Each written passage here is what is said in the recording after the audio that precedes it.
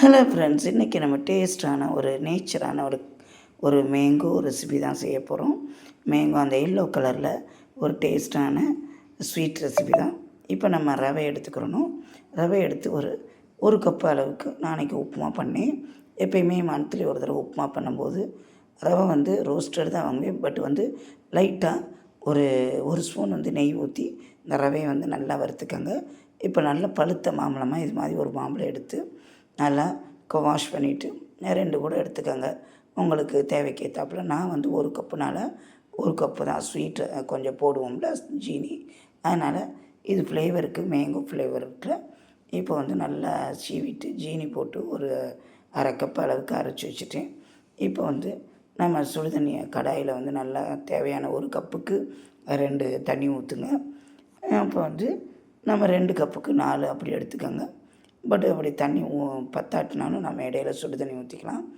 இப்போ போட்ட ரவைக்கு நான் ஒரு 3 கப்பு அளவுக்கு நல்லா ஒரு குட்டி கப்பு அளவுக்கு போட்டுட்டு அந்த ஒரு மாம்பழ விழுதை ஜீனி போட்டு அரைச்சி வச்சுருக்கேன். அதாங்க இன்றைக்கி கலரு. கேசரி பவுடர் எதுவுமே சேர்க்காமல் ஒரு நேச்சரான ஒரு எல்லோ கலரில். அது ஃப்ளேவர் அடிச்சுக்கவே முடியாது. Mango flavour. மேங்கோ பிடிக்காதவங்க, மாம்பழம் பிடிக்காதவங்க யாருமே இருக்க முடியாது உலகத்தில்.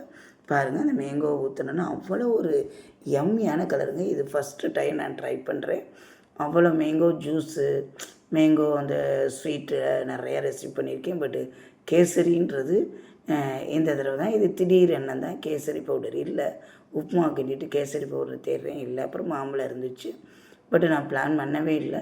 டக்குன்னு அரைச்சி மாம்பழத்தை ஊற்றி அவ்வளோ ஒரு யம்மியான கலருங்க. அந்த ஏலக்காய் நீங்கள் தூள் போட்டாலும் போடாட்டினாலும் அந்த மேங்கோ அந்த வாசனை அவ்வளோ ஒரு இதுங்க. நான் கொஞ்சோன்னு ஏலக்காய் தூள் போட்டேன். முந்திரி பருப்பு இல்லை, பாதாம் பிஸ்ஸாக இருந்துச்சு.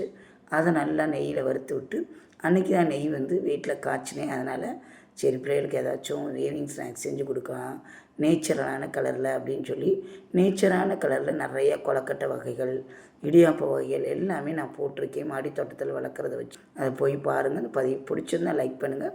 இப்படி என்னைக்காச்சும் மாம்பழ சீசன் வந்தனால மாம்பழத்தை வச்சு ஒரு டிஃப்ரெண்டான ரெசிபியை செஞ்சு கொடுத்தீங்கன்னா, உப்புமா செய்கிறதுக்கு பதில் இது மாதிரி கூட செஞ்சு கொடுத்தீங்கன்னா இதை சாப்பிட்டு பயப்பிள்ளைங்க அவ்வளோ ஹாப்பியாக இருக்காங்க.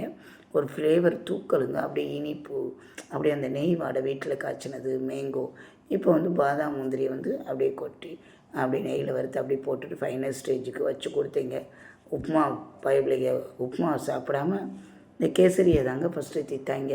இது மாதிரி டிஃப்ரெண்ட்டாக செஞ்சு கொடுங்க. இந்த பதிவு பிடிச்சிருந்தா லைக் பண்ணுங்கள், ஹைப் ஆப்ஷன் கொடுங்க, ஷேர் பண்ணுங்கள். நம்ம வீடியோவை ஸ்கிப் பண்ணாமல் பாருங்கள். உங்களோட நல்ல ஆதரவு தொடர்ந்து என்னோடய சேனலுக்கு வேணும். மேன்மேலும் வளர உங்களோட வாழ்த்துக்கள் வேணும். நன்றி, வணக்கம்.